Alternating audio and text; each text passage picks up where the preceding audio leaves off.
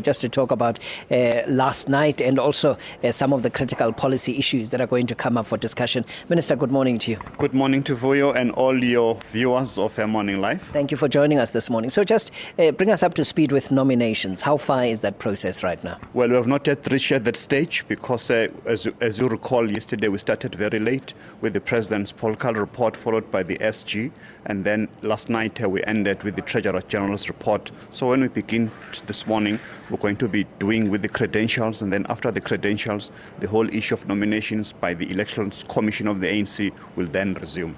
As far as credentials go, are there problems there?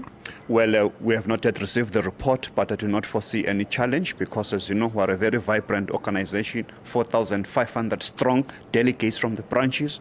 We should expect that there will be one issue or two, but overall, I think we're on track.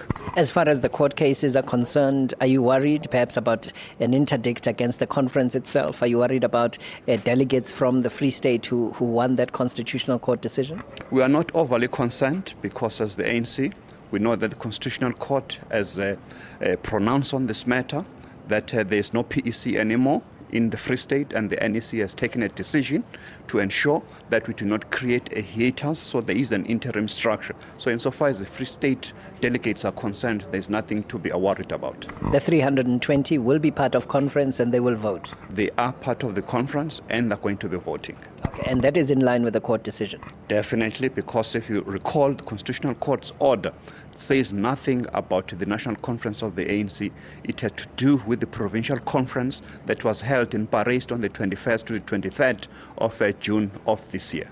Just talking about policy matters now, what are the critical policy issues that for you as head of policy have been bubbling and have been a matter of conversation in the branches of the ANC? I would like to see a paradigm shift in ordinary members of the ANC to talk more about the economy, because as you know, in the past 18 years, we've consolidated our institutions of political democracy. We need to make sure that we talk more about self-employment, talk more about skills development, education, so that we can be able to change the structure of the South African economy to reflect the population demographics of our country. So we need young people to be interested in being job creators rather than seeking for employment. When it comes to education, we're already spending massively on education, the structures, FET colleges, universities, and of course in basic education. What is a different conversation to have now in terms of education, and how is the ANC to drive that conversation? We need to see more discipline, especially amongst the teachers and students, as the President emphasized yesterday, that we don't want to see teachers who go there and teach students for about 2 hours. They must be there in class 7 hours teaching every moment, so that we can be able to inculcate that discipline of ensuring that our people understand that education is the future of this country.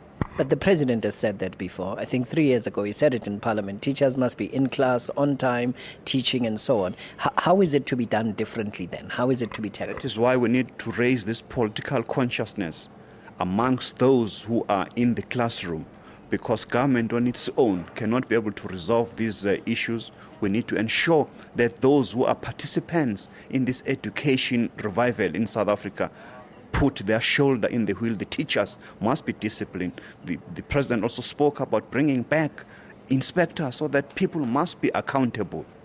The relationship, at a policy level, the relationship and the proximity between ANC and the trade union movement, ANC and SATU, for instance, in reigniting that, could that not be perhaps an Achilles heel, limiting the ANC's ability to say this must be done because of the nature of the relationship, as it were? No, we're in alliance with COSATU and other progressive unions in South Africa. They have to be responsible as well. That is why even the SG was very talking tough yesterday in ensuring that SACTU, as the representative of teachers, they must come to the party so that they can share all these values that we are sharing as the ANC. And we believe that with more talk, we can be able to climb this hill in order to ensure that the children of this country get the education that they deserve. If you look at our budget, the biggest budget slice goes to education, which indicates our firm commitment as the ANC to ensure that we ensure the future of our children. Minister, I feel like I'm asking the same question again, but you've been talking with the unions and as part of the labor movement, as government, as the ANC at policy level for quite a long time. How is the talking different now? How is this going to be different to galvanize this so that it's more than just talking? When we have a conversation again, you will then say, I'm seeing the results. This is what's happening and that kind of stuff. You and I view, that religious people, they go to church every Sunday to revive. You don't say that, every Sunday you go to church, let's not go to church anymore. Let's do this political revival 365 days of the year so that it can sink to people that there's no choice. All winning nations, they prioritize education. The discipline is of critical importance so that the teachers must be able to deserve the title that they have. Okay, let's talk entrepreneurship, job self-creation and stuff like that. How is that going to work? How is that going to be unlocked as a value proposition to grow this economy? Well, there are this variety of institutions in government. You've got your ITC, your National Empowerment Fund. You need to make sure that all those institutions, they talk in sync with the objective that you want to attain.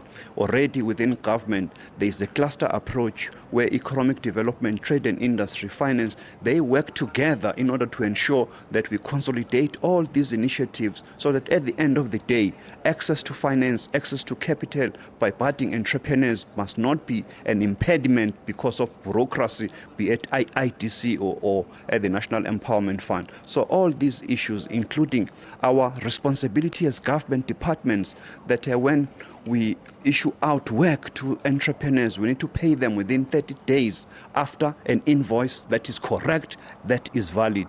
Because sometimes we as government, we kill these budding small entrepreneurs because we do not do our job properly. About a month ago, the president called the Intergovernmental Forum of Premiers and local government to ensure that those accounting officers who do not do their job by paying within 30 days of a valid and correct invoice, they need to be taken to task. All right. Minister, let's leave it at that. Thank you very much for joining us this morning. Jeff Radebe is Minister in the Department of Justice, Constitutional Development. In this capacity, of course, speaking to us as Head of Policy in the African National Congress. You're watching Morning Live now. What we've done, we've talked